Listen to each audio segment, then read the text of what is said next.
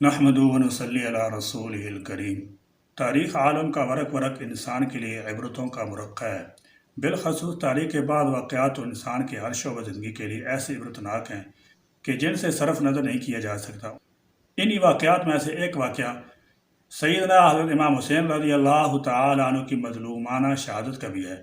سیدنا حضرت حسین رضی اللہ تعالیٰ عنہ کی شہادت کا واقعہ ایسا دردناک اندوہناک واقعہ ہے جس پر انسانوں کی سنگ دل تاریخ بھی ہچکیاں لے لے کر روتی رہی ہے۔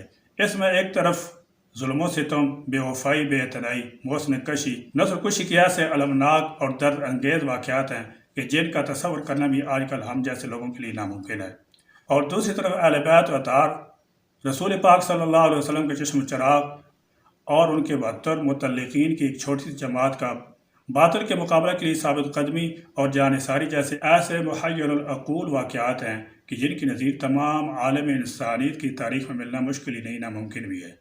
اس خونریز معرکہ میں سیدنا حضرت حسین رضی اللہ تعالی عنہ کے 72 ساتھی شہید اور کوفہ کے 88 آدمی قتل ہوئے۔ ظلم بالائے ظلم یہ کہ سیدنا حضرت حسین رضی اللہ تعالی عنہ کو سر کاٹ کر ابن زیاد کے دربار میں پیش کیا گیا تو اس نے انتہائی گستاخی کر کے چھڑی کے ذریعے نواز رسول صلی اللہ علیہ وسلم کی ہونٹوں کو چھیڑ کر جس سے خاکی کی توہین کی اور یزید کو لکھ بھیجا کہ میں نے حسین کا سر قلم کر دیا ہے۔ جنت اپنے سردار کی راہ تک رہی تھی۔ 10ویں محرم کے ڈھلتے سورج نے انسانیت کی تاریخ کا یہ دردناک واقعہ دیکھا جس کو خون سے رنگین دھرتی نے اپنے سینے پر ہمیشہ کے نقش کر دیا۔